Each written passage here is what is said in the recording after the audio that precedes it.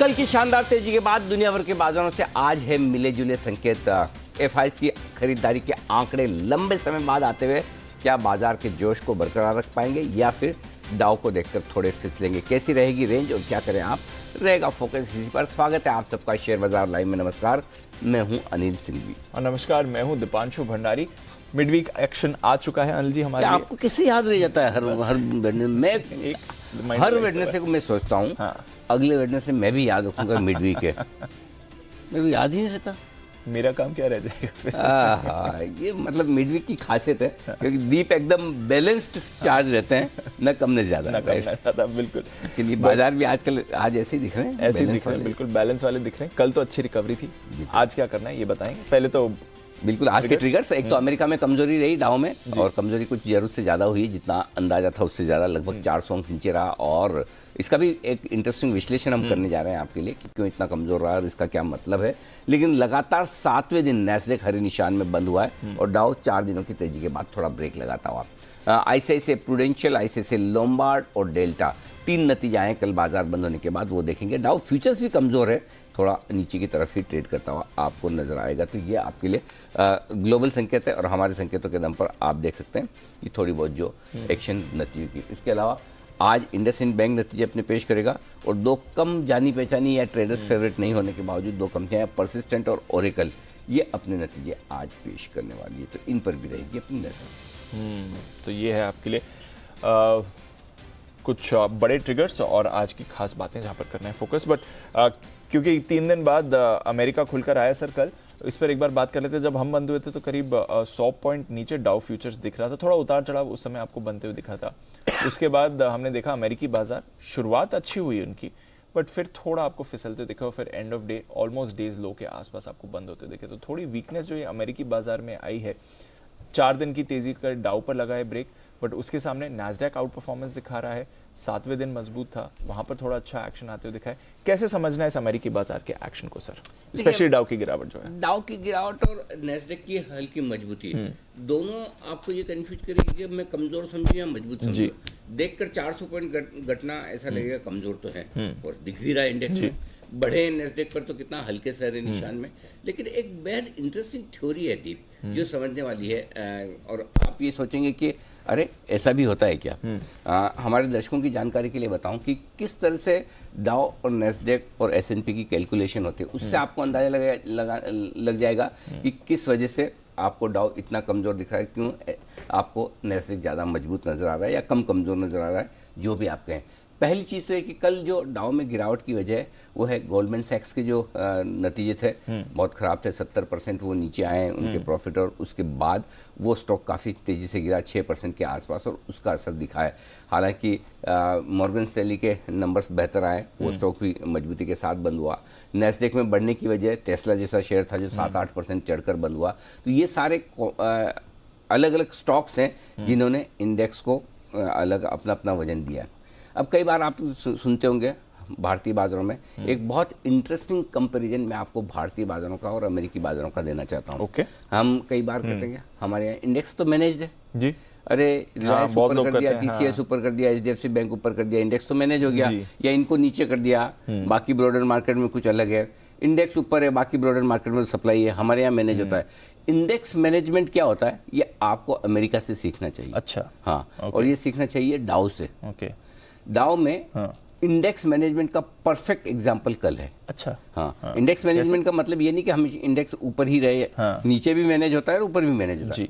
कल आपके $20 के करीबन आपका गोल्डमैन गिरा है, राइट?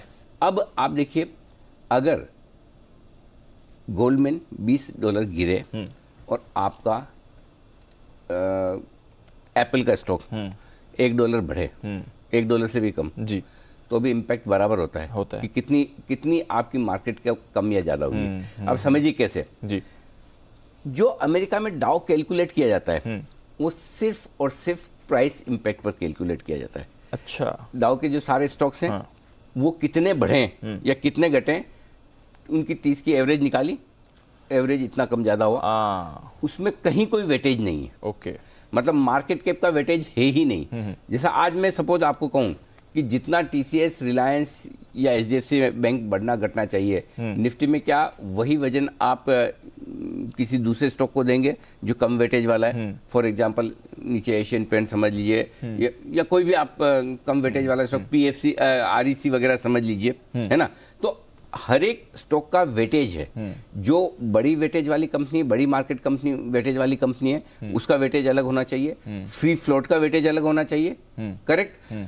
वो सिस्टम है ही नहीं अमेरिका में। अच्छा, डाउ में। अच्छा ये अच्छा, हाँ, डाउ में डाउ में 30 शेयर हैं जो आपके कितने बढ़े कितने घटे, जो भी है, जितने भी शेयर वो कितने घटे, उनका एवरेज निकाल दो, इतना ऊपर नीचे। ओ, सही इंडेक्स आपके लिए वहां पर है S&P, जो वाकई में वेटेज के तौर पर प्रॉपर तरीके से कैलकुलेट किया जाता है। लेकिन क्या वो फैशनेबल है, पुराना है, तो डाउ को लोग ट्रैक करते हैं। तो वहाँ पे ऐसे मतलब रिलायंस की भी वेटेज सेम है, टीसीएस की भी सेम है, भारती एयरटेल भी सेम आ गई, सिप्ला भी सेम आ गई। एग्जैक्टली। ओ, तो उसमें फिर वो डिपेंड नहीं करता है कि वेटेज के हिसाब से क्या नहीं। अच्छा, ये बड़ी इंटरेस्टिंग चीज है। इसलिए इंडेक्स मैनेजमेंट डाउ में होता है, न कि सेंसेक्स निफ्टी में। मैनिपुलेट करना हम तो मार्केट के बाद भी एक और स्टेप आगे, फ्री फ्लोट कितना है, क्योंकि अगर किसी स्टॉक में 75% प्रमोटर होल्डिंग है, तो 25% ही ट्रेडिंग के लिए रोज अवेलेबल है। Correct sir. किसी में 90% है तो 10% ही है।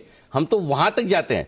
सो मैं आपको कहना चाहता हूं कि निफ्टी, सेंसेक्स और हमारे इंडेक्स बहुत बेहतर हैं, बहुत ज़्यादा ट्रांसपेरेंट है, बहुत ज़्यादा मेच्योर है। तो अगर किसी को ये गलतफहमी कि हमारे यहाँ इंडेक्स मैनेजमेंट होता है, तो वो जाकर एक बार डाउ को पढ़ ले, उनको समझ में आ जाएगा कि इंडेक्स मैनेजमेंट किसको कहते हैं, क्या होता है। इंडेक्स मैनेजमेंट वहाँ होता है। अगर आपको अमेरिकी बाजारों की शक्ल सूरत सही से पढ़नी है, तो आपको S&P देखना चाहिए। प्रॉब्लम क्या है, S&P 500 500 स्टॉक का बड़ा ब्रॉडर मार्केट है। आपको इंडिकेशन के लिए एक छोटा इंडेक्स चाहिए। हमारे पास भी BSE 500 है, NSE 500 है, लेकिन हम सेंसेक्स 30 शेयरों का इसलिए देखते हैं, 50 शेयरों का निफ्टी इसलिए देखते हैं कि एक डायरेक्शन मिल जाता है। S&P 500 से हम डायरेक्शन नहीं ले पाते, ब्रॉडर मार्केट समझ में आता है। सो आई थिंक इस वजह से डाउ की तस्वीर आपको सही नहीं दिखती, और डाउ पूरी तरह से मैनेज्ड है। और ये शायद इस वजह से है दीप, कि जब है ना वक्त के साथ हम बदलते नहीं तो ऐसा होता है। क्यों, मैं बताता हूँ। एक ज़माना था जब डाउ बना था, तब न कैलकुलेटर होते थे, न कंप्यूटर थे, तब से डाउ तो है ना। तो कैसे होता था, इंडेक्स कैलकुलेशन कैसे, मैनुअल करना है आपको, रोज का इंडेक्स मैनुअल निकालना है। तो जिस भाई ने शुरुआत की होगी वहाँ पे, है ना, उसने मैनुअल लिख के, चलो आज ये स्टॉक सब इतने गिरे, इतना टोटल इतने बड़े, एवरेज निकाल दिया। अभी तक वही चल रहा है। अभी तक वही चल रहा है। वक्त आ गया कि उन्हें देखना सुधरना चाहिए। एनीवे, बट ओवरऑल ये सब बताने के पीछे तर्क ये है कि ज़्यादा से इंडेक्स आपके लिए S&P 500 होता है। ज़्यादा बेहतर इंडेक्स हमारे हैं, मतलब बेहतर तरीके से कैलकुलेट किए जाते हैं, ट्रांसपेरेंट तरीके से कैलकुलेट किए जाते हैं, फ्री फ्लोट और मार्केट कैप को पूरा वेटेज दिया जाता है। इसलिए प्लीज़ अपने दिमाग से, हाँ स्टॉक्स हो सकता है मैनेज किए जाते हो, कभी किसी की तरफ से कभी किसी की तरफ से, वो एक अलग चीज़ होती है। लेकिन इंडेक्स मैनेजमेंट का जो दिमाग में लोग बैठे हैं, उनके लिए अब ये विचार करने का समय आ गया। इंडेक्स मैनेजमेंट जैसी चीज़ होती नहीं है, होती तो बहुत ही मुश्किल है। उन लोगों के लिए पॉसिबल है जो बहुत बड़ी FI, बहुत बड़ी इंस्टीट्यूशन है, और कोई बहुत इतना ही बड़ा है, तो फिर तो वो तो चाहे जो मैनेज कर सकता है। Correct sir. समझ गया जी। ओके, तो समझ लीजिए किस तरह से इंडेक्स एक्चुअल में मैनेज होता है, और हमारे इंडेक्स का वेटेज और कैलकुलेशन किस तरह से अलग है डाउ के मुकाबले में। अच्छा, एक और ग्लोबल फैक्टर है जो वैसे हमने हाईलाइट किया है, कभी भी इसकी बात नहीं होती थी आज तक। 8-8:30 बजे एक पॉलिसी लाइन आ जाती थी टिकर पर, वो फ्लैश हो जाती थी, डिस्कस भी नहीं होती थी। वहाँ से लेके आज सबकी नज़र फेड पे नहीं, बैंक ऑफ जापान की पॉलिसी पर बनी है। बस कुछ ही देर में आती भी होगी पॉलिसी। सर, इसमें क्या आ सकता है? देखिए, वैसे बहुत फर्क नहीं पड़ता ग्लोबल मार्केट्स को, और बैंक ऑफ जापान की पॉलिसी पर नज़र जरूर है, लेकिन बाजार का मूड बना दे या बिगाड़ दे, इसकी संभावनाएं कम है। वो वही वाली बात है कि हमारे बजट का मार्केट पर क्या असर पड़ सकता है दुनिया भर के बाजारों पर। तो वो ये होगा कि हम पर पड़ेगा, बाकी सब पर कोई खास पड़ेगा नहीं, पड़ेगा तो घंटे 2 घंटे के लिए पड़ेगा।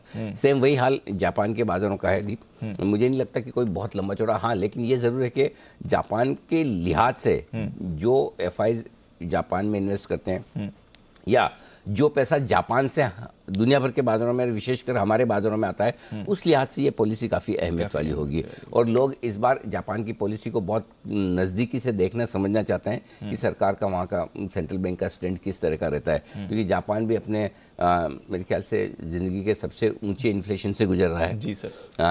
पहली बार जापान के लोग बड़े मतलब आराम से लाइफ में काम करने वाले माने जाते हैं। कोई हड़बड़ी नहीं, कोई उठापटक नहीं है, ज़िंदगी में बहुत उछल कूद नहीं करनी, शांति से चुपचाप काम करना है। ये उस तरह के लोग वहाँ की डीएनए में है। बिल्कुल तो पहली बार वो ऐसी एग्रेसिव पॉलिसीज बनाने की कोशिश कर रहे हैं जो उनके नेचर और कल्चर से थोड़ा अलग हटकर है। और इसी वजह से जापान की पॉलिसी का आज अहमियत मेरे ख्याल से 8:30 बजे के आसपास अभी आने की तैयारी में होगी, किसी भी वक्त आने की तैयारी में है। बिल्कुल sir.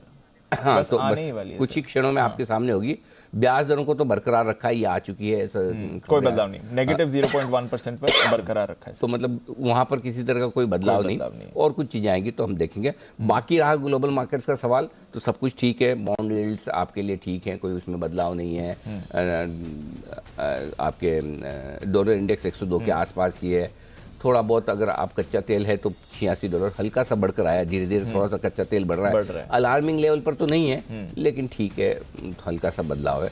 So I think global संकेत हमारे लिए न्यूट्रल है, बहुत ज़्यादा खराब भी नहीं, बहुत ज़्यादा अच्छे भी नहीं। डाउ फ्यूचर्स फिर से आपको थोड़े नीचे नजर आ रहे थे, ओ रिकवरी के मूड में, वेरी नाइस। आइए, आई थिंक एक एक्सपेक्टेशन है सर कि जो ये यील्ड कर्व कंट्रोल वो करते हैं, वो शायद पूरी तरह से हटा दें। एक्सपेक्टेशन है, किया है कि नहीं, अभी हम उसका इंतजार कर रहे हैं। उसी का इंपैक्ट आपको डाउ में दिख रहा है, क्योंकि डाउ फ्यूचर 75-80 पॉइंट जो नीचे थे वो रिकवरी इसीलिए करते हुए दिख रहे हैं। करेक्ट, बिल्कुल। तो मूवमेंट आ रही है डाउ फ्यूचर्स में। जापान के बाजार भी एक बार निक्के को भी पुल अप करते हैं, एसजीएक्स निफ्टी भी थोड़ा थोड़ा ऊपर आपको आते हुए दिखाए। दरों में कोई बदलाव नहीं किया है, ये हेडलाइन नहीं है। इंतजार है कि ये अपनी yield curve control policy, YCC जिसे कहा जाता है, उस पर अगर कुछ बदलाव करते हैं या यील्ड कर्व कंट्रोल पूरी तरह से ये लोग हटा देते हैं कि नहीं। अगर ये ऐसा होते हुए देखते हैं बैंक ऑफ जापान से, तो इसको बाजार पॉजिटिव लेंगे, क्योंकि उसी के लिए बाजार पोजीशन भी कर रहे थे और उसी के लिए बाजार अपनी तैयारी भी कर रहे थे। चलिए वो देखते हैं सर, जब आएगी तो उसको हाईलाइट भी करेंगे। पर एक बार हमारे बाजार की भी बात कर ली जाए सर। पॉजिटिविटी सिर्फ डाउ फ्यूचर्स में नहीं, इस समय हमारे बाजारों ने कल दिखाई है बढ़िया रिकवरी। डेज हाई के पास क्लोजिंग 18,050 को रिक्लेम करके 42,250 के करीब बैंक निफ्टी पर। ओके, तो ये खबर आ गई सर, यील्ड कर्व कंट्रोल पर अभी कोई चेंज नहीं करा है। अब देखना पड़ेगा कि बाजार इस पर कैसे रिएक्ट करे। सेम रखा है, सेम रखा है। हाँ, तो बेसिकली कोई बदलाव नहीं, मतलब अभी जो है वही है, पॉलिसी में बदलाव नहीं। थोड़ी देर में देखते हैं, नजर रखते हैं। इस वक्त निक्के हरे निशान में है, 0.5% मजबूत आपको ट्रेड करता हुआ दिखेगा। सुबह से हरे निशान में 150 पॉइंट के आसपास की तेजी के साथ ही निक्के यानी कि जापान के बाजार निक्के 225 225 शेयरों का ये इंडेक्स है निक्के, जो आपके लिए ट्रेड करता हुआ 0.5% ऊपर। ठीक है, तो चलिए यील्ड पॉलिसी में भी कोई बदलाव नहीं है और बाकी दरों में भी कोई बदलाव नहीं किया है।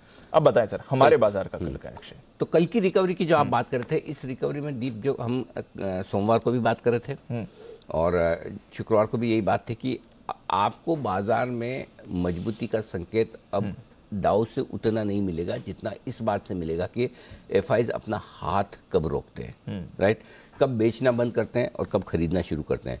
तो बेचना बंद करने का पहला संकेत कल के डेटा में दिखा है। कल की रिकवरी की वजह पूरी तरह से एफआईज, कल काफ़ी लोग ये थोड़े सरप्राइज थे कि पूरे दिन भर डाउ 75-80-100 पॉइंट नीचे ट्रेड कर रहा है फ्यूचर्स पे, उसके बावजूद हमारे बाजार बढ़ क्यों रहे हैं।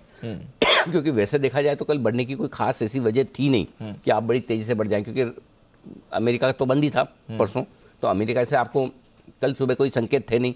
ऐसे में कल हम जो लंबे समय बाद, लगभग मेरे ख्याल से पिछला आंकड़ा 22 दिसंबर के आसपास आया था, 22 दिसंबर को आखिरी बार, वो कुछ बड़ा नहीं था, वो भी इसी रेंज के आसपास, इसी तरह का छोटा सा आंकड़ा था। 22 दिसंबर को आपने कैश मार्केट में खरीदारी देखी, लेकिन इसके साथ साथ वायदा कारोबार में भी देखें दीप, तो हल्की सी खरीदारी के आंकड़े हैं।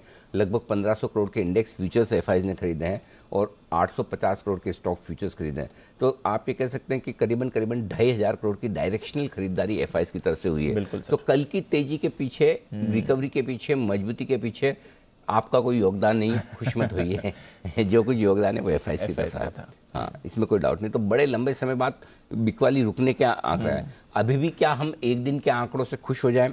शायद जवाब है ना। लेकिन एक चीज आप देखिए, शुक्रवार को भी देखिएगा आंकड़ों में हाँ, जो हमने थोड़े देखा अच्छे संकेत, थोड़े एफएनओ में शॉर्ट कवरिंग के आंकड़ा Yes, है। sir. सो एक चीज साफ दिख रही है दीप की, वो ये है कि बिकवाली का प्रेशर कम होने के संकेत आने शुरू हो गए। बिल्कुल। ऐसे में एक कंफर्ट आपको जरूर इस बाजार में ले लेना चाहिए, और वो ये 17,775 17,850 स्ट्रॉन्ग सपोर्ट जोन है, और वो आसानी से नहीं टूटेगा।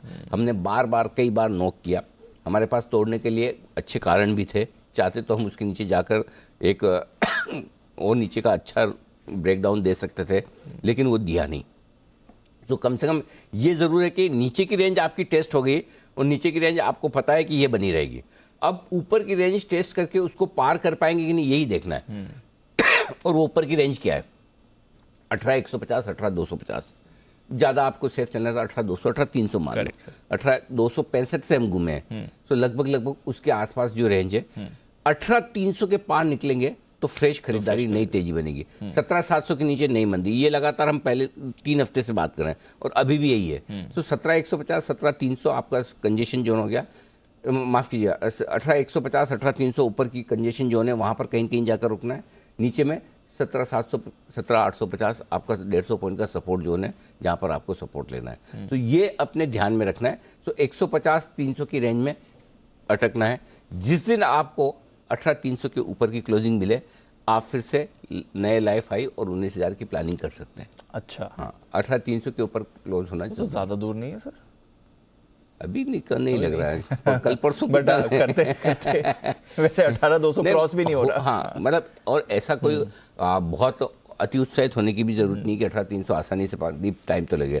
जैसे नीचे की रेंज को तोड़ने में हमने टाइम लगाया, वैसे ऊपर की रेंज को भी तोड़ने में अगर हो जाए जल्दी, बहुत अच्छी बात है, क्या बुरा है। लेकिन अभी तक खाली एफआई ने थोड़ा बेचना रोका है, हल्का सा खरीदना शुरू नहीं किया। आपको 18,300 के पार निकलकर टिकने के लिए एफआई की खरीदारी चाहिए। अब हम डाउ के दम पे नहीं बढ़ सकते। देखो, डाउ के दम पे बढ़ने की हमने 3-4 हफ्तों से आदत छोड़ दी। वापस आ जाए तो अलग बात है, बट वो कॉन्फिडेंस एफआई की खरीदारी से ही आएगा।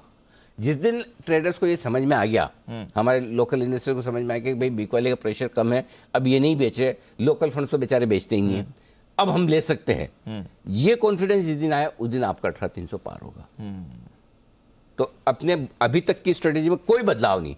जब खराब हो रहे थे तब भी बदलाव नहीं था, डरने की बात नहीं है, रेंज होल्ड करेगा। अब मजबूत हो रहे तो भी ऐसा कोई कूदने वाली बात नहीं है कि अपने ऊपर में वापस देना ही देना है। जिस दिन 18,300 ऊपर पार करेंगे उस दिन अपने मंदी सब खत्म कर देना है, दिमाग में तेजी ले आने का है, पोर्टफोलियो में मंदी खत्म कर देने का है।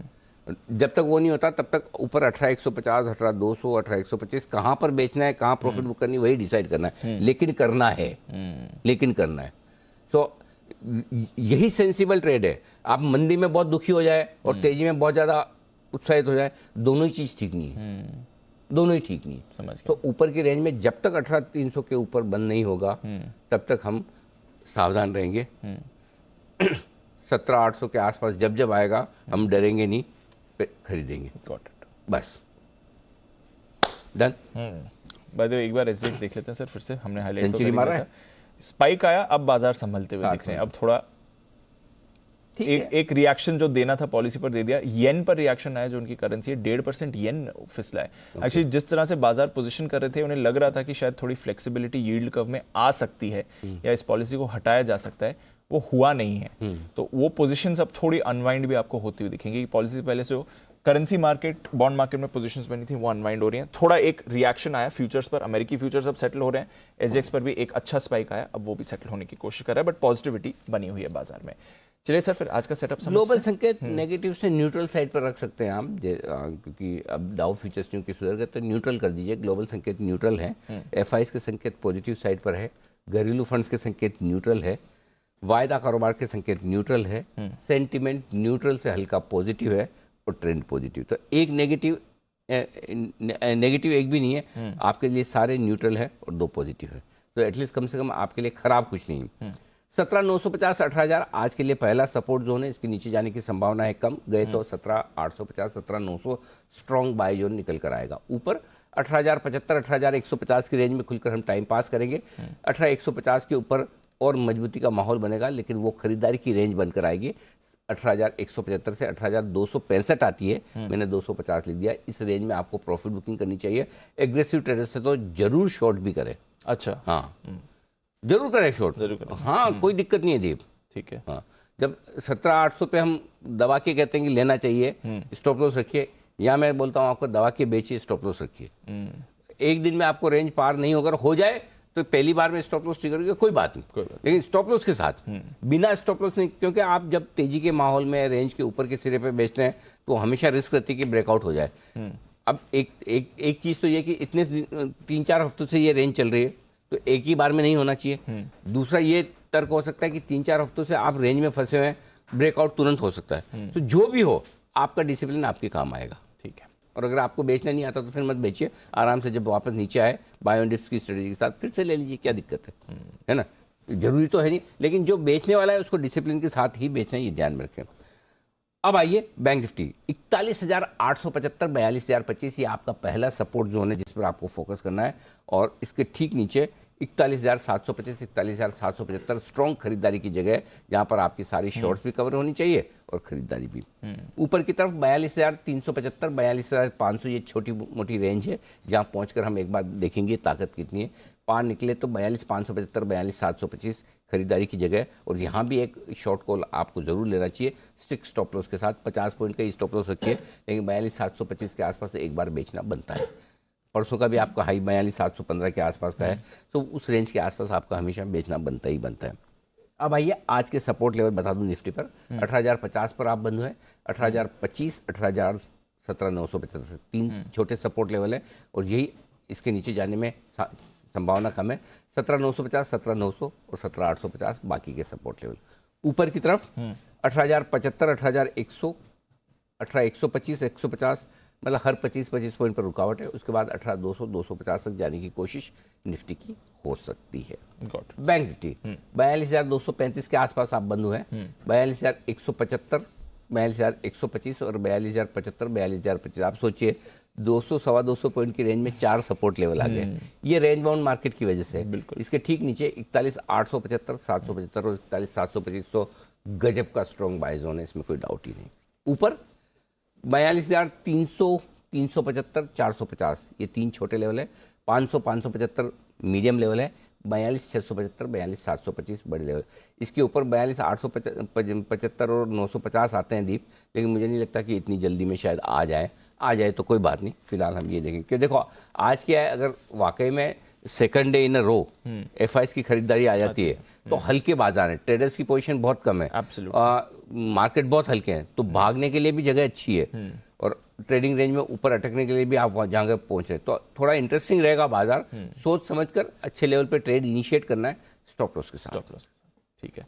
हल्के बाजार तो फिर पोजीशन क्या कह रही है? 40 से 45% आई है एफआईएस की index long position. Put call ratio थोड़े बढ़कर आए और विक्स थोड़ा घटकर आया, ठीक है डेटा, मतलब कोई खास बदलाव है नहीं। स्टॉप लॉस निफ्टी पर एक ही है 17,850, इंट्राडे क्लोजिंग बेसिस पे आपको लगेगा 200 पॉइंट नीचे बिल्कुल है, यही है। अगर आपको छोटा लगाना है तो आप अपनी मर्जी से लगा सकते हैं, कोई दिक्कत नहीं। 18,000 लगा लो, 17,950 लगा लो, आपको जो ठीक लगे। बैंक निफ्टी पर लेकिन एक ही रहेगा, इसमें छेड़छाड़ नहीं होगी। इंट्राडे 41,700, क्लोजिंग 42,000, यही रखना है, ठीक है, इसमें बदलाव नहीं है। शॉर्ट साइड पर निफ्टी 18,150, इसमें बदलाव नहीं होना चाहिए, और किसी को बड़ा लगाना तो 18,250, इतना दूर का बनता नहीं है। 18,150 ठीक है, इंट्राडे भी क्लोजिंग भी। बैंक निफ्टी इसमें बदलाव नहीं होगा, इंट्राडे 42,725 है और क्लोजिंग 42,625, यही रखिए, इसमें कोई बदलाव नहीं।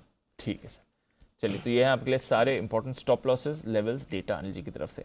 अब नई पोजीशंस आज क्या करनी है, क्योंकि अब तो थोड़े अच्छे संकेत हो गए थे ओपनिंग पर, अब वापस डाउ फ्यूचर्स फिसल चुके हैं, एसजीएक्स भी अब 50 अंक के ऊपर है, क्या करना है सर नई पोजीशन?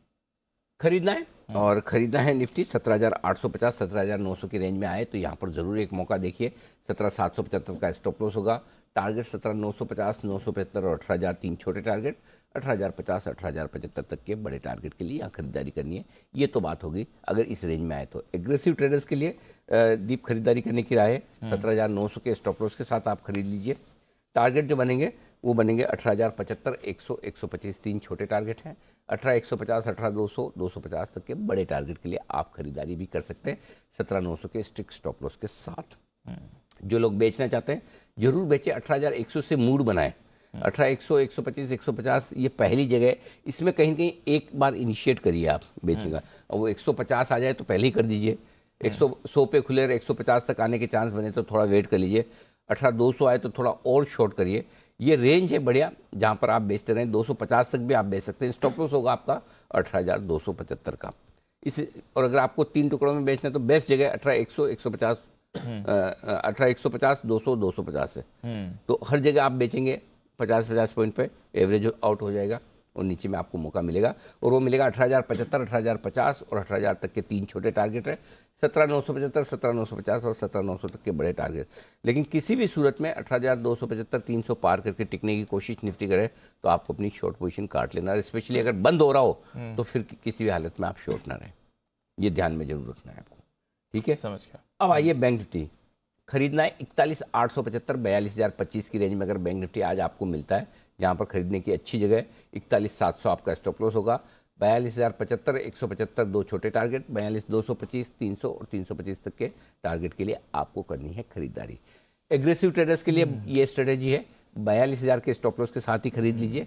200 सवा 200 पॉइंट नीचे का स्टॉप लॉस है।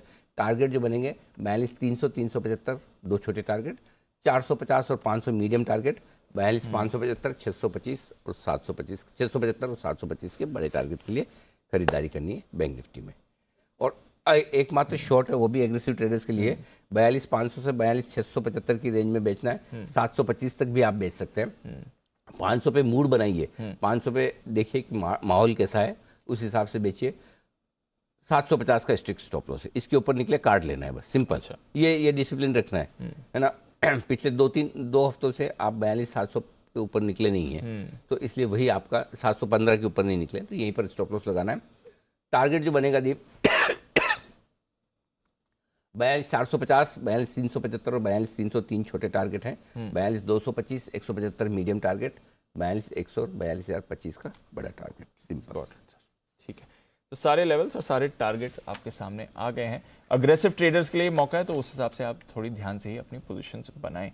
Bye the way, ban list रोज बढ़ रही है सर। कल L&T फाइनेंस ऐड हुआ था, अब हम देख रहे हैं डेल्टा कॉप और मन्नापुरम फाइनेंस भी ऐड हो गए। तो 5 स्टॉक्स आज बैन में रहेंगे, डेल्टा और मन्नापुरम जो नए एडिशंस हैं, साथ ही L&T फाइनेंस, GNFC और इंडिया बुल्स हाउसिंग जो बैन में बने हुए हैं। इन 5 पर भी आप ध्यान रखें। वायदा कारोबार के लिहाज से इंपॉर्टेंट लेवल्स 18,000 के पुट पर 65 लाख शेयर हैं, 40 लाख शेयर कल ही जुड़े हैं। 18,000 के कॉल पर 51 लाख शेयर है, 51 लाख शेयर कल ही घटे हैं। तो कल काफ़ी कुछ कॉल राइटिंग जो थी उसमें शॉर्ट कवरिंग हो गई। आज आपके लिए 18,000 के नीचे जाएं तो वहाँ से मंदी शुरू करनी है। जब तक 50 पॉइंट घट भी जाएं तब तक आप कमज़ोर नहीं हैं। ऊपर में 18,200 बड़ी रुकावट की जगह 71 लाख शेयर वहाँ पर हाईएस्ट ओपन इंटरेस्ट है। 18,100 के आसपास छोटी मोटी रुकावट। तो बेसिकली 18,000 ही एकमात्र इंपॉर्टेंट लेवल वायदा कारोबार में है निफ्टी के लिए। बैंक निफ्टी 42,000 के नीचे आप खराब होंगे, उस तो 200 सवा 200 पॉइंट का क्वेश्चन है, तब तक आप खराब नहीं है। 42,500 के ऊपर ज़्यादा बेहतर होंगे। सो आई थिंक 42,000 के आसपास मौका मिले, 42,025, 42,075 के आसपास, तो वहाँ से पहला एंट्री पॉइंट बैंक निफ्टी के लिए बन जाता है, सिंपल। 42,500 के ऊपर निकल कर टिकेंगे तो थोड़ी मजबूती और बनेगी। लेकिन फिलहाल डेटा ये बता रहे हैं कि 42,700, 800 से ऊपर की अपसाइड दिख नहीं रही, तो 42,500 के आसपास से रिव्यू करना शुरू करें कि प्रॉफिट कहाँ बुक करना है। समझ गया सर। ओके, तो ध्यान से अपनी पोजीशन बनाएं, लेवल्स को रिस्पेक्ट करें और अपनी पोजीशन अकॉर्डिंगली आप ले सकते हैं। कोई स्टॉक्स जो पसंद आए सर रिजल्ट्स के लिए आज से अगर देखें तो दीप ICICI प्रूडेंशियल और ICICI लोम्बार्ड दोनों ही इंश्योरेंस कंपनियों के रिजल्ट बहुत अच्छे नहीं है, तोड़ फोड़ नहीं है, मतलब हल्के फुल्के उम्मीद से कम ही है। खाली एक ही है कि स्टॉक्स का प्रदर्शन बहुत अच्छा रहा नहीं। लाइफ इंश्योरेंस स्टॉक्स सारे इतने भागे हैं, फिर भी ये स्टॉक्स कमज़ोर ही हैं। पिछले क्वार्टर से लेकर अब तक 7-8% नीचे ही है। तो मेरे ख्याल से कुछ हद तक रिजल्ट्स डिस्काउंटेड भी हैं। लेट्स सी क्या कुछ होता है। बट ओवरऑल रिजल्ट्स में ऐसा कोई मज़ेदार हो देखकर ऐसा लगे कि वाह इंश्योरेंस कंपनियां कमाल कर रही है, वैसा कुछ भी नहीं है। रहा सवाल डेल्टा का, डेल्टा के नतीजे भी रेवेन्यू के लिहाज से ठीक है कि जैसा हम सोच रहे थे कि हाईएस्ट एवर रेवेन्यू आएगा, वो आया भी है, लेकिन ऑपरेशनल फ्रंट पर उतने मजबूत नतीजे नहीं जितने होने चाहिए। लेकिन वही है, डेल्टा 10 रुपये घटेगा यहाँ से 200 रुपये के आसपास तो बाइंग आ जाएगी। 10 रुपये बढ़ेगा 222, 225 के आसपास तो सेलिंग आ जाएगी। तो इसकी रेंज वही 200 सवा 200 की है। इस रेंज को डेल्टा पार करने की हड़बड़ी जल्दबाजी में है नहीं। और दूसरा ये कि बैन में भी है। बट हाँ, इस नंबर के बाद एक बार थोड़ी लॉन्ग पोजीशन कम हो सकती है, हल्का फुल्का नीचे आ सकता है, गॉट इट सर। ऑलराइट, तो ये हैं आपके लिए सारे के सारे सेटअप। आज के कुछ नंबर्स और स्टॉक्स पर अनिल जी कराए जाए। इनफैक्ट इन नंबर्स पर भी थोड़ी डिटेल्स लेते हैं। बाकी अर्निंग्स को आए हैं ट्रिगर्स और खबरें टीम के साथ जानते हैं। अरमान, नुपुर, कुशल और साथ ही आशीष हमारे साथ तैयार। अरमान, मॉर्निंग, बताएं क्या करें आज की ट्रिगर्स खबरें। जी बिल्कुल, कई सारे ट्रिगर्स हैं जिसमें आपको रिजल्ट्स आते हुए दिखेंगे। निफ्टी में इंडसइंड बैंक के नतीजे आते हुए दिखेंगे। F&O में परसिस्टेंट सिस्टम और ओरेकल फाइनेंशियल सर्विसेज सॉफ्टवेयर जो है उनके भी नतीजे आएंगे। कैश में भी कई सारे स्टॉक्स हैं जहां पे Stylam industries, vinyl chemicals, ECL products, central bank of India, Goa carbon, PSU projects और रेलीज इंडिया जैसी कंपनियां हैं जिनके आपको नतीजे आते हुए दिखेंगे। कैबिनेट की मीटिंग भी है 10:30 बजे। सुला वाइनयार्ड पर आपको ध्यान रखना होगा क्योंकि जो इनका IPO का 50% जो लॉक इन है जो 30 दिन का है वो खत्म होता हुआ दिखेगा। KDDL, वहां पर बोर्ड की बैठक में शेयर बायबैक पर जो है विचार किया जाएगा। और ग्लोबल के हिसाब से अगर आप देखेंगे तो USA का PPI रिटेल सेल्स का डेटा आएगा और EU UK का CPI का डेटा भी आता हुआ दिखेगा। तो ये है आपके लिए कुछ इंपॉर्टेंट ट्रिगर्स। नुपुर, मॉर्निंग, बताएं कौन सी नतीजे आए हैं। Good morning. सबसे पहले खबरों से स्टार्ट करते हैं।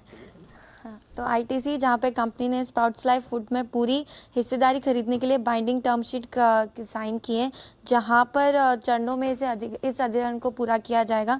पहले चरण में 15 जनवरी तक 175 करोड़ में 39.5% की हिस्सेदारी खरीदी जाएगी। फिर मार्च 2025 तक 47.5% खरीदा जाएगा 255 करोड़ में। और जो मार्केट साइज़ है इस पूरे सेगमेंट की, जो योगा बार है, वो करीबन 45,000 करोड़ के आसपास का है। रेल विकास निगम, जहाँ पे कंपनी को GMRCL से ऑर्डर मिला है।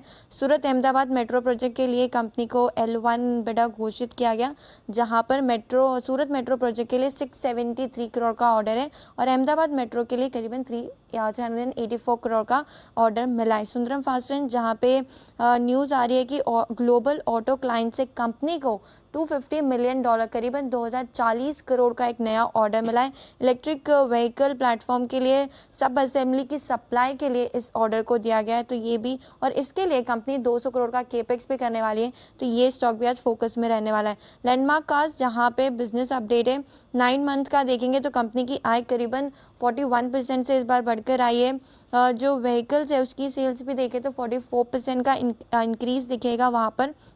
और स्पेयर पार्ट्स और जो दूसरे प्रोडक्ट्स है उसकी सेल्स देखें तो वहाँ पे 30% की ग्रोथ इस बार 9 मंथ्स में आती दिखी है। और कंपनी ने कहा है कि मुंबई में BYD ब्रांड के लिए 3 नए आउटलेट्स भी खोलने वाली है। इंटरग्लोब एविएशन, जहाँ पे 10 दिसंबर को चेन्नई से तिरुचिरापल्ली जा रही जो फ्लाइट थी उसमें बोर्डिंग के टाइम पे एक पैसेंजर ने इमरजेंसी दरवाज़ा ओपन कर दिया था, उसके चलते फ़्लाइट डिले थी। तो यहाँ पर तकनीकी जांच की गई और वहाँ पे पता चला है कि कोई प्रॉब्लम नहीं थी और उसी जो ओपन कर दिया था उसके चलते फ़्लाइट डिले हुई थी। PTC इंडिया, जहाँ पर Greenko, Tata power, Adani, JSW approach करें स्टेक खरीदने के लिए और जो फ्लो प्राइस है वो करीबन 4 से 6 हफ्तों में डिसाइड कर दी जाएगी। ओके, तो ये है आपके लिए सारी की सारी इंपॉर्टेंट खबरें। कुछ और एक्शन भी है बाजार में। कुशल, बताएं आपके पास क्या है मॉर्निंग। बिल्कुल, तो F&O स्पेस के जो नंबर्स आए हैं उस पर अब क्विकली मैं रिकैप कर देता हूं। ICICI Lombard general insurance numbers यहां पर अच्छे रहे हैं बट अनुमान से कमज़ोर साइड पर देखने को मिल रहे हैं। नेट प्रीमियम अर्न करीबन 14.5% बढ़कर 3,792 करोड़ पर आया, जबकि हमारा अनुमान 3,905 करोड़ रुपए का था। मुनाफा लगभग 11% बढ़कर 352 करोड़ पर आता हुआ दिख रहा है, अनुमान 368 करोड़ रुपए का था।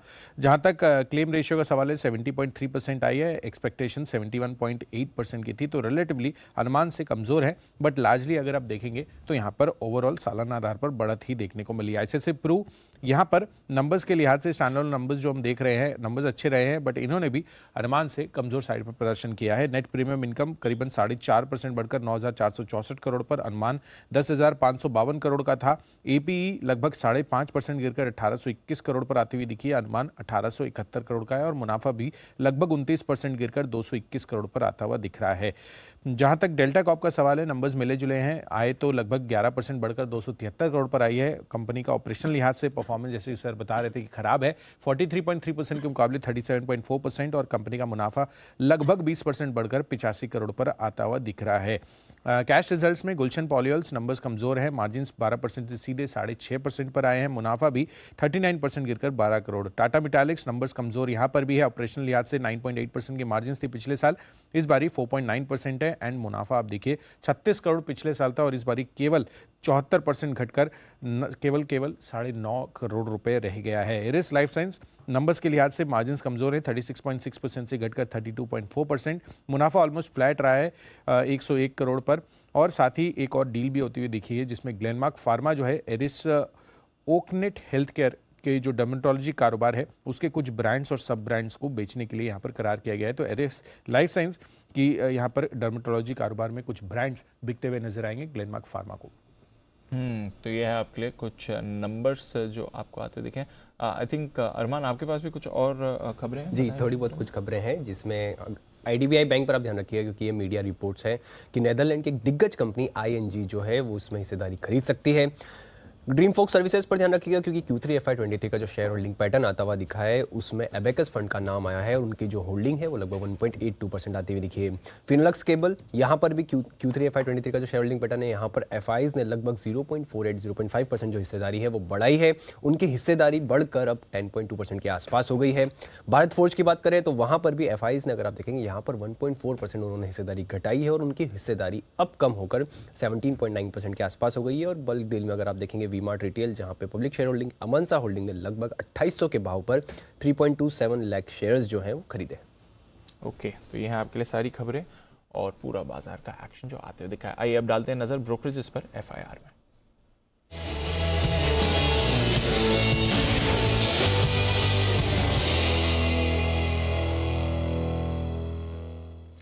मॉर्निंग आशीष, पहले तो नतीजों से ही करते हैं शुरुआत, बताएं क्या कह रहे हैं इन पर reports. Good morning Deepanshu. ICICI Lombard के साथ शुरुआत करते हैं। CLSA की तरफ से रिपोर्ट आई है जहां पर खरीदारी किराए को बरकरार रखा गया। 1250 की क्लोजिंग है और जो लक्ष्य है इन्होंने 1550 से घटाकर 1500 कर दिया और यहाँ पर मान रहे कि जो रिजल्ट है उसका मॉर्गन स्टैनली की तरफ से भी रिपोर्ट्स आई हैं। ओवरवेट की रेटिंग को बरकरार रखा है। 1250 की क्लोजिंग है, 1495 रुपये का लक्ष्य दिया है। और जेफरीज भी देखिए तो खरीदारी किराए को बरकरार रखे हैं, 1620 रुपये के लक्ष्य लिए। ये मान रहे कि नेट प्रीमियम में जो है करीब 17% की बढ़त यहाँ पर आपको देखने को मिली है। क्रेडिट स्विस देखिए आउट परफॉर्म की रेटिंग को बरकरार रखे, लक्ष्य 1430 से घटाकर बढ़ाकर 1500 रुपये कर दिया, तो यहाँ पर भी आपको फोकस रखना है। साथ में ICICI प्रू यहाँ पर भी देखिए नतीजों के बाद ढेर सारी रिपोर्ट्स आई हैं। CLSA खरीदारी किराए को बरकरार रखे हैं और लक्ष्य 600 से बढ़ाकर 620 कर दिया है। 485 रुपये की क्लोजिंग है और ये मान रहे कि APE यहाँ ग्रोथ जो है डी ग्रोथ हुई है करीब 6% की, लेकिन जो VNB मार्जिन है यहाँ पर लगातार इंप्रूवमेंट देखने को मिल रहा है जिसके चलते पॉजिटिव सरप्राइज है। मॉर्गन स्टैनली ओवरवेट की रेटिंग को बरकरार रखे हुए 630 रुपये के लक्ष्य लिए और सिटी ने खरीदारी किराए दी है, 695 रुपये का टारगेट दिया है। बैंक ऑफ इंडिया यहाँ पर भी नतीजों का इम्पैक्ट देखने को मिलेगा। मॉर्गन स्टैनली ओवरवेट की रेटिंग को बरकरार रखे 125 रुपये के लक्ष्य लिए। ये मान रहे कि अगली तिमाही से अगर आप देखें यानी Q4 से प्रॉफिटेबिलिटी में और बढ़त यहाँ पर आपको देखने को मिल सकती है। इसके अलावा क्रेडिट स्विस भी देखें तो आउट परफॉर्म की रेटिंग को बरकरार रखे और जो लक्ष्य उन्होंने 105 से बढ़ाकर 110 कर दिया। स्टॉक चल रहा है करीब 93 रुपये के आसपास। एरिस लाइफ साइंसेज यहाँ पर भी नजर रखिएगा। मैक्वारी ने जो है आउट परफॉर्म की रेटिंग को बरकरार रखा है, 652 की क्लोजिंग है, 830 रुपये का टारगेट दिया है। ओके, तो ये है नतीजों पर रिपोर्ट्स। और कौन सी रिपोर्ट्स हैं आशीष?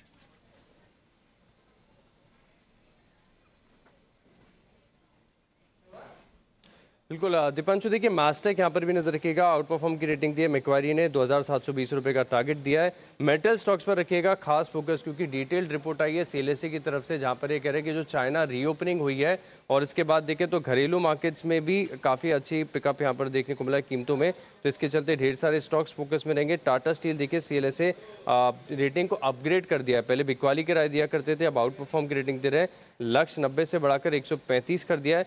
JSW स्टील पर देखिए CLSA ने बिकवाली की राय को बरकरार रखा है लेकिन जो लक्ष्य से एडजस्ट किया 480 से बढ़ाकर 640 कर दिया है, 758 की क्लोजिंग है। हिंडाल्को पर CLSA खरीदारी की राय को बरकरार रखें और जो लक्ष्य है 515 से बढ़ाकर 580 कर दिया है। कह रहे कि जिससे एल्यूमिनियम की कीमतों में लगातार बढ़त देखने को मिल रही है, यहाँ पर एक अच्छा फायदा देखने को मिलेगा। वेदांता पर रिड्यूस की रेटिंग है लेकिन टारगेट प्राइस यहाँ पर भी थोड़ा सा बढ़ा है, 275 से बढ़ाकर 295, हालांकि 318 पर ऑलरेडी चल रहा है। और GSPL यहाँ पर CLSA की तरफ से अपग्रेड आ गया है, पहले बिकवाली की राय थी, अब रिड्यूस की रेटिंग है और जो लक्ष्य 430 से बढ़ाकर 610 कर दिया है। साथ में L&T यहाँ पर भी नजर रखिएगा, कल भी स्टॉक में एक्शन देखने को मिला था। क्रेडिट स्विस ने आउट परफॉर्म की रेटिंग को बरकरार रखा है, लक्ष्य 2250 से बढ़ाकर 2500 कर दिया है। अपोलो हॉस्पिटल यहाँ पर जेफरीज की तरफ से रिपोर्ट आई है, खरीदारी के राय को बरकरार रखा है, लेकिन जो लक्ष्य वो 5,348 से घटाकर 5,110 कर दिया है। और अंत में पेटीएम, यहाँ पर देखिए गोल्डमैन सैक्स की तरफ से रिपोर्ट है, जहाँ पर खरीदारी के राय को बरकरार रखा है और जो लक्ष्य है वो 1100 से बढ़ाकर 1120 कर दिया है, 526 पे स्टॉक चल रहा है। ओके, तो दुगुने से ज़्यादा के लक्ष्य गोल्डमैन की तरफ से पेटीएम पे हैं बरकरार और 20 रुपये से टारगेट बढ़ाया भी है। तो ये है आपके लिए आज की दमदार रिपोर्ट्स। आइए बढ़ते आगे, अब करते हैं शुरुआत आज के हमारे एक्सपर्ट से मुलाकात की। वक्त है पिक ऑफ द डे का।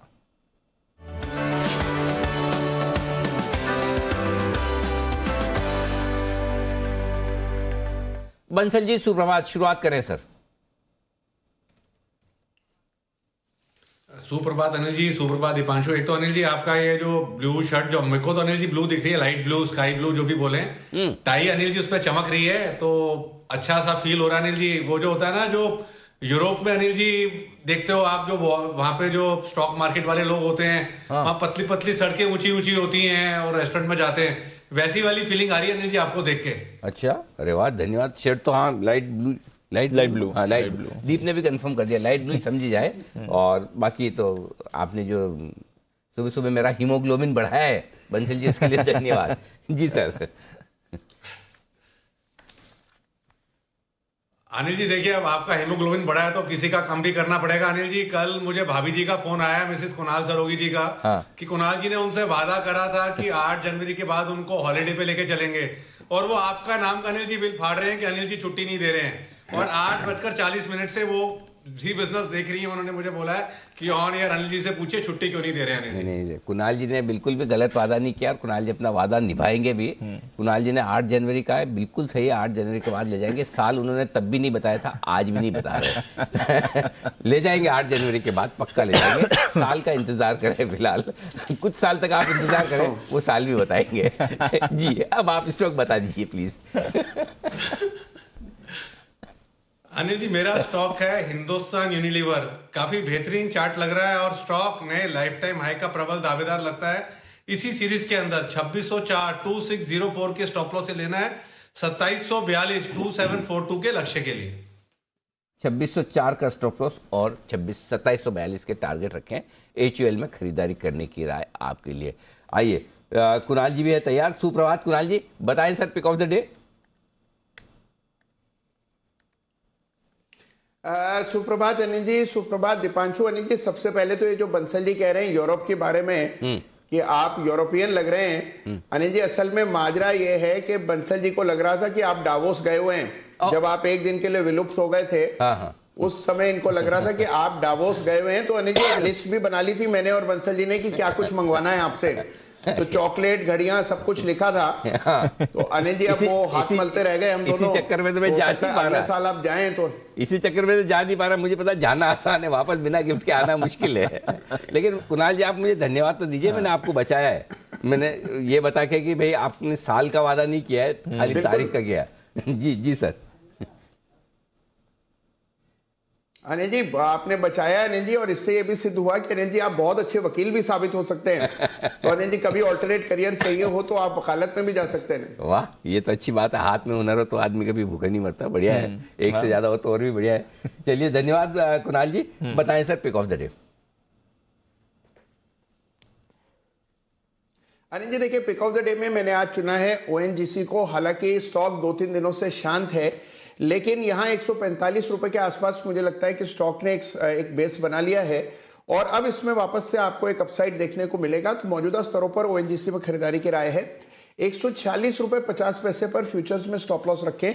151 और 155 दो लक्ष्य है जिनके लिए ONGC में मेरी आज खरीदारी की राय। जिसे खरीदें, ये राय कुणाल जी की तरफ से। मुदित जी की भी राय जान ली जाए। सुप्रभात मुदित जी, बताएं। Good morning Anil ji, good morning Deep. Pick of the day में हमने चुना है कोटक महिंद्रा बैंक। देखिए स्टॉक में मंडे के सेशन में एक लो बनाया था 1760 के आसपास और वहां से बढ़िया बाउंस बैक देखने को मिला है। पिछले 6 महीने में जब जब स्टॉक ने 1760 1750 के लेवल को टेस्ट किया है, वहां से कम 20% तक के अपसाइड मूव इस काउंटर ने दिखाए हैं। तो हमारा ऐसा मानना है कि यहाँ से स्टॉक में बढ़िया अपसाइड मूव देखने को मिल सकता है, और कल के सेशन में बहुत बढ़िया कैंडल के साथ इस काउंटर में क्लोजिंग देखने को मिली है। तो हमारा ऐसा मानना है यहाँ पर खरीद के चलेंगे। आज के लिए 1830 से 1850 के टारगेट्स के लिए लॉन्ग करेंगे Kotak Mahindra bank. Stop loss रहेगा 1780। इसी सीरीज में 1920 तक के भी अपसाइड मूव कोटक बैंक में देखने को मिल सकते हैं। ये है आपके लिए राय खरीदारी की कोटक बैंक में। आइए शरद जी का करते हैं स्वागत। सुप्रभात शरद जी, बताएं sir pick of the day. सुप्रभात। भारती एयरटेल है हमारी pick of the day. Company देश की जानी मानी टेलीकॉम कंपनी है। अफ्रीकन ऑपरेशंस भी लगभग स्टेबलाइज हो रहे हैं। इंडियन ऑपरेशंस में हमारा ये मानना है कि अगले साल भर भी लगातार आरपू में इम्प्रूवमेंट दिखेगा।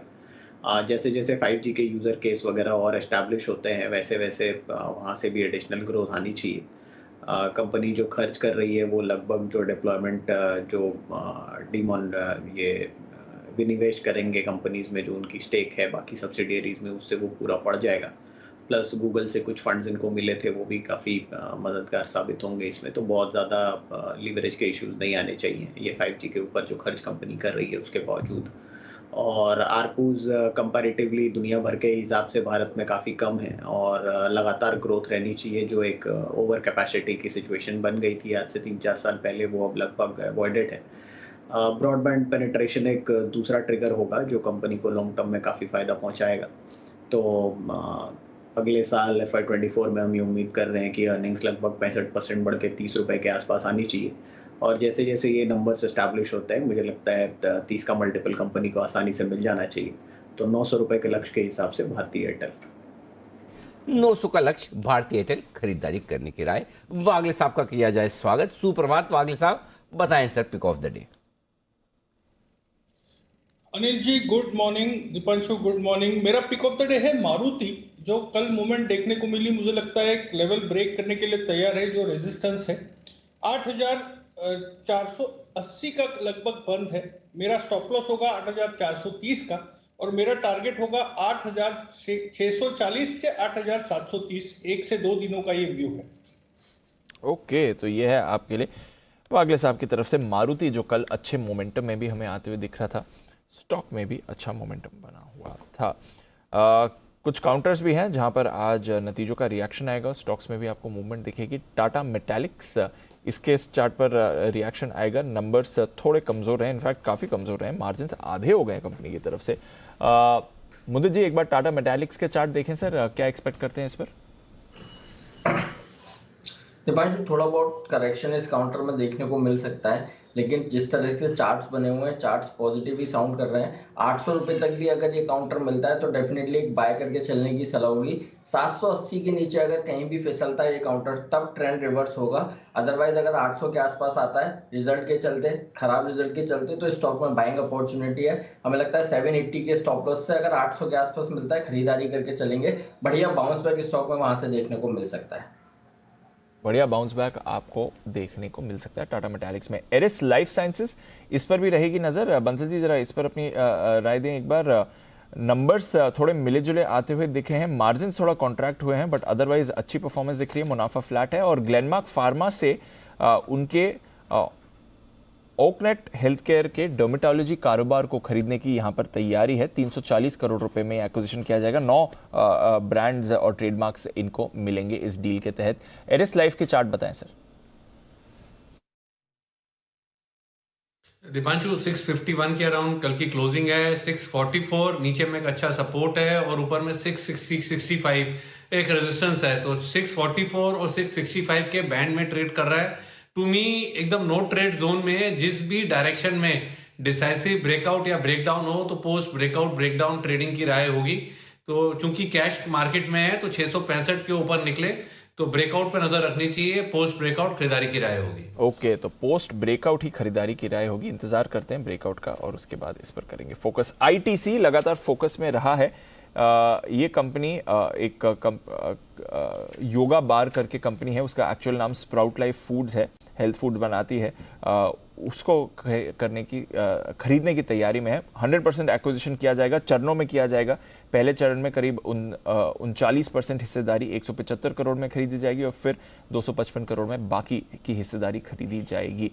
शरद जी, कैसे देखना है सर ये जो एक्विजिशन किया है आईटीसी ने? छोटी कंपनी का एक्विजिशन है बट हेल्थ फूड कैटेगरी में जाने की कोशिश की। देखिए, एफएमसीजी कंपनी का फोकस रहा है पिछले कुछ समय में और अब वो उसी चीज़ को और एनहांस करने की बात कर रहे हैं। मुझे लगता है ये एक पॉजिटिव डेवलपमेंट है इमीडिएटली स्टॉक प्राइस पे, बट यहाँ से बहुत ज़्यादा कुछ उसकी वजह से री रेटिंग देखने की उम्मीद नहीं रखनी चाहिए। लॉन्ग टर्म टारगेट्स काफ़ी रोबस्ट रह सकते हैं क्योंकि अगले साल की अर्निंग करीब 16 रुपये के आसपास आनी चाहिए, तो 25 का मल्टीपल भी मिलता है, तो यहाँ से ठीक ठाक अपसाइड बननी चाहिए स्टॉक में। ओके, तो एक अच्छी खासी अपसाइड बननी चाहिए आईटीसी में। एक बार मुदत जी से भी आईटीसी के चार्ट पर रिलाई ले ली जाए। मुदत जी, आईटीसी फिलहाल कैसा दिखता है सर? 322-323 पर है, तो यहाँ पर कुछ नया बाय करने की सलाह तो नहीं दे रहे हैं। अगर पोजीशन है 322 के स्टॉप लॉस से होल्ड करेंगे। 342 के ऊपर अगर ये काउंटर निकलता है फिर अग्रेसिव होकर बाय करेंगे, उसके बाद 360-365 तक के अपसाइड मूव दिखाएगा। अदरवाइज ये अभी हाल फिलहाल नो ट्रेडिंग जोन में है, पोजीशन है 322 के स्टॉप लॉस से होल्ड करके चलेंगे। ओके, तो ये है आपके लिए आईटीसी पर राय इस वक्त मोदी जी की तरफ से। तो ये सारे स्टॉक्स हैं जो आज खबरों के दम पर एक्शन में रहेंगे। एक्शन डाउ फ्यूचर्स पर थोड़ा बढ़ता हुआ दिख रहा है। 30 अंक मजबूत है, 35 अंक मजबूत नेस्डेक फ्यूचर है और एसजीएक्स निफ्टी हाफ सेंचुरी मारता हुआ।